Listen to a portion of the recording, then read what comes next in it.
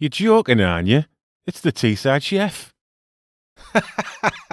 Quick, easy chicken tikka masala recipe, and I'm really happy today for some reason. I just got out of bed giggling and decided to make one of my favourite dishes for you so you could join in with the mirth. So I've got two humorous chicken breasts in here because this recipe's going to be perfect for two chuckling people. And I've just cut off the knobbly bits of the chicken there, and knobbly is a funny word, I find. And it was Roy T. Bennett who said, if you want to be happy, don't dwell in the past. Don't worry about the future. Focus fully on living in the present. And I think what he meant was, watch all of this video, because it's only 6 minutes of your life, and you'll learn how to make the easiest, tastiest chicken tikka ever. So chop those two chicken breasts into bite-sized pieces.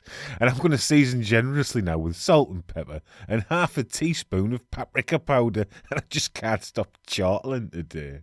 And once these are all well seasoned, I'm going to give them a mash together, because mashing a couple of breasts always makes me as happy as a pig in doodah. And the key to getting these breasts nice and soft and supple is to add 2 tablespoons of cornstarch in now, and give that a good rub in. And there is some science behind what makes the cornstarch prevent those meat-toughening proteins from bonding, but I don't know what it is. Pop down to your local library and look it up if you're interested. And now all we have to do to this chicken is to fry it off with plenty of oil. And that crackers chicken is going in there on a medium-high heat, and you can decide how much you want to brown your chicken here, and you can't go wrong really, because that cornstarch is going to keep this chicken so soft and moist that it'll put a right spring in your step. Honest. And once this chicken's done, we can put it in a separate bowl, and just put that bowl with the chicken in it to one side for a bit while we get on with the masala sauce. And we can use the same pan to do this, so there's less washing up, And now we want to finely dice a medium onion, or in this case, 2 small onions, because I didn't have a medium one, and I was crying when I was cutting these. Not because of the chemical irritant syn-propanethyl S-oxide that's released in the cutting process. I was just crying laughing, because this is hilarious, this. And the onion's in there on a medium heat now, and once it's translucent, I'm going to knock the heat down to low and start with the spices. 3 rounded teaspoons of curry powder and 3 rounded teaspoons of coriander powder, along with 1 teaspoon of cumin, or as I like to call it, cumin. And I've definitely cracked that one before. I added in a half a teaspoon of chili powder, and that won't burn, but it'll give a little background heat, so if you like a little bit more heat, put a little bit more in. And as those spices heat gently, they'll release their oils and deepen their flavours, while we put the rest of our ingredients in. 125 grams of tomato puree, 175 grams of yoghurt, and around 200 millilitres of stock. I'm using proper stock here with lumps of fat in it and everything. But I'm not showing off or bragging, because you can use any stock really. And I'll start with half a teaspoon of salt here and 1/4 of a teaspoon of pepper. And I'm showing you the piece of ginger I'm using here now, so you get the idea of the size. Because I hate it when telly chefs say, just use a thumb-sized piece of ginger. I mean, what if you've got huge murderous thumbs?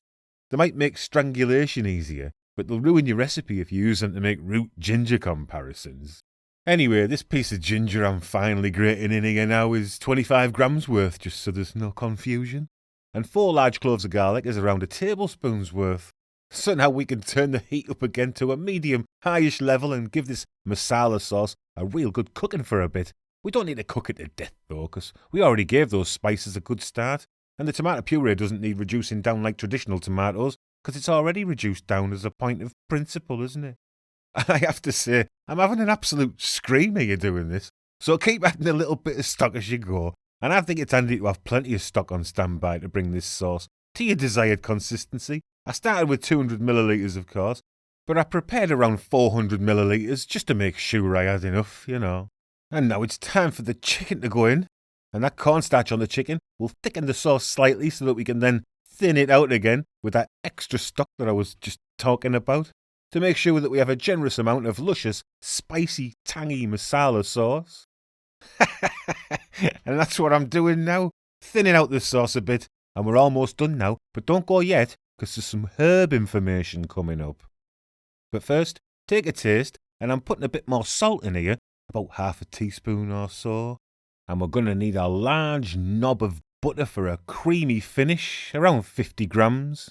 And aside from stirring and adjusting the thickness with more stock to suit my whims, I just need to finish with some fresh herbs. Now, most people will finish with fresh chopped coriander leaves at this point, but I'm one of those people who thinks that fresh coriander leaves taste like soap.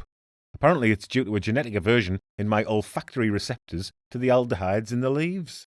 So I just sprinkle some freshly chopped parsley in instead.